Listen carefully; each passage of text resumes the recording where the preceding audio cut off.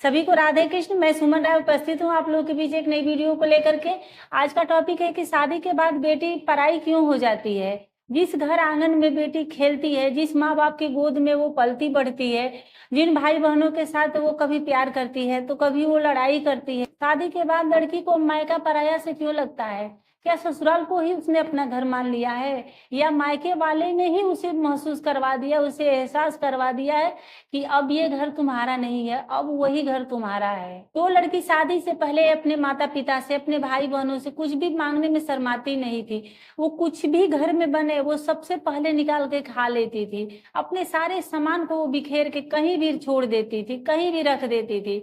अब ऐसा क्या हो जाता है शादी के बाद कि वो लड़की अभाव, ससुराल में उसका अभाव होता है, उसको दिक्कत होती है, लेकिन फिर भी वो अपने मायके वालों से, अपने माता पिता से भी वो कुछ नहीं मांगती। और अगर कभी मायके आती है ससुराल से तो वो जो कुछ भी बनता है तो सोचती है कि कोई पूछे तो वो खाएगी, अपने से वो कभी निकाल कर खाती भी नहीं। और जो सामान वो बिखेरे रखती थी, अब वो सामान को अपने सूटकेस में ही सहेज के रखती है कि ये उसको कहीं एक कोना दे दिया जाता है, एक घर दे दिया जाता है, एक रूम दे दिया जाता है कि हाँ तुम इसी में रहो। तो वो अपने सामान को बिखेरना छोड़ दी है। अब वो अपने सामान को समेट के रखती है, जहां से निकालती है वो वहीं वो रखती है। कहने को तो उसका दो परिवार है, लेकिन उसके बावजूद भी वो अपने मन की बात किसी से कह नहीं पाती।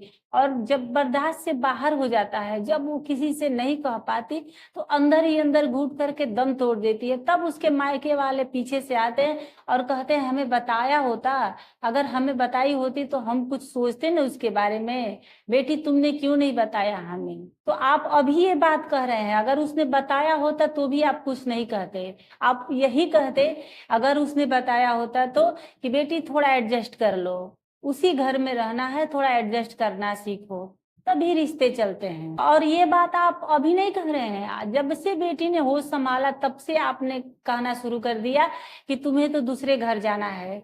फिर जैसे वो थोड़ी बड़ी हुई तो आपने अच्छे से उसको बैठा करके प्यार से समझाया, अच्छे से समझाया कि देखो, मायके से बेटी की डोली उठती है तो ससुराल से उसकी अर्थी उठती है, इस बात का तुम बहुत अच्छे से याद रखना। तो अब उठ तो गई उसकी ससुराल से अर्थी, तो अब क्यों पछता रहे हैं। आपकी दी हुई सीख का उसने बहुत अच्छे से अमल किया, बहुत अच्छे से उसको सुना, समझा और सीखा। तो अब आंसू बहाने का आपको कोई हक नहीं है, उसके गुनहगार सिर्फ आप ही हैं। फिर बात आती है कि कहने को तो उसके दो घर हैं, लेकिन फिर भी उसको ससुराल में ताने सुनने पड़ते हैं कि ये घर तुम्हारा नहीं है।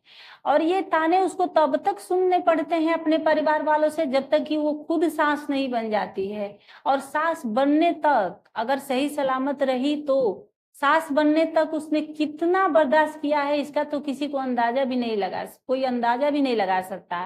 फिर वो कभी कभार मायके आती है सुकून की तलाश में कि चलो यहाँ थोड़ा सा सुकून से रहा जाए, तो मायके वाले उसे फील करवाते हैं, उसे एहसास करवाते हैं कि तुम कब तक यहाँ रहोगी, तुम्हें तो अपने ससुराल जाना है। तो जो औरत दो घरों, दो आशियाने को सजाती है, दूसरे के आशियाने को सजाती है, उसका खुद का आशियाना नहीं होता। वो खुद के आशियाने को तलाशते तलाशते पूरी जिंदगी तलाशते तलाशते वो दम तोड़ देती है। सभी माता पिता से और खास तौर से माँ से यही कहना चाहूंगी कि देखिए, अपनी बेटी को कभी ये सीख मत दीजिए कि ये घर तुम्हारा नहीं है, तुम्हें तो दूसरे घर जाना है और वही घर तुम्हारा होगा। और यहाँ से डोली उठी है तो वहां से अर्थी उठनी चाहिए। ये सीख अपनी बेटी को आप किसी हालत में, किसी सूरत में मत दीजिए। देखिए, कुछ माता पिता ऐसे होते हैं कि ससुराल में बेटी के एकदम टांग अड़ाए रहते हैं, उसमें घुसे रहते हैं, उससे भी उसकी जिंदगी खराब हो जाती है। और कुछ माता पिता क्या करते हैं कि शादी करके बेटी को छोड़ देते हैं, तुम जो मन करे वो करो, उस पे क्या बीत रही है कभी पलट के देखते भी नहीं है कि वो कैसी है। अगर वो कहना चाहे उसको हमेशा एहसास करवाते हैं कि नहीं, तुम्हें एडजस्ट करना है, तुमको जैसे रहना है तुमको वहीं रहना है।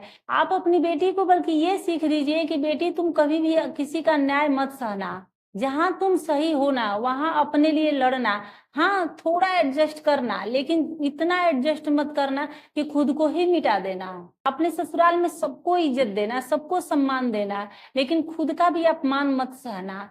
और कभी ये सोच करके किसी की ज्यादती मत सहना कि मैं कहाँ जाऊंगी, मेरा तो कोई घर ही नहीं है। आपकी इसी सी की वजह से कोई भी लड़की यही सोचती है कि किसी को बताने से क्या फायदा, कोई नहीं समझेगा मुझे, सब मुझे ही दोष देंगे कि तुम्हें ही ससुराल में एडजस्ट करने नहीं आया, और इस वजह से वो दुनिया ही छोड़ देती है। तो आप अपनी बेटी को आप ये कहिए कि बेटी अगर तुम्हें कोई भी दिक्कत होगी तो हमें बताना, और कहाँ जाऊंगी के क्या मतलब है, ये घर तुम्हारा उतना भी है, तुम्हारा मायका उतना ही है जितना पहले था।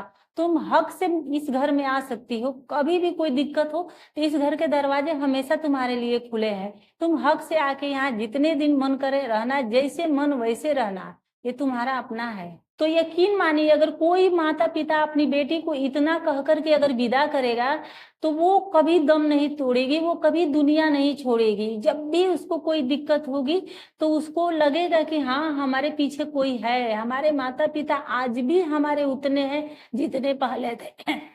हमारा ये घर मायका हमारा उतना ही है जितना पहले था। जिस घर आंगन में खेली, जिसमें पली बढ़ी, वो घर हमारा उतना ही है, वो पलट के वापस आएगी, ऐसे बेसहारा होके नहीं रहेगी। और बेटी अगर शादी से पहले ही कमा रही है तो उसको प्रेरित करिए कि और सब चीज बाद में भले करना, लेकिन पहले भले छोटा ही घर हो लेकिन अपना एक घर बनाना।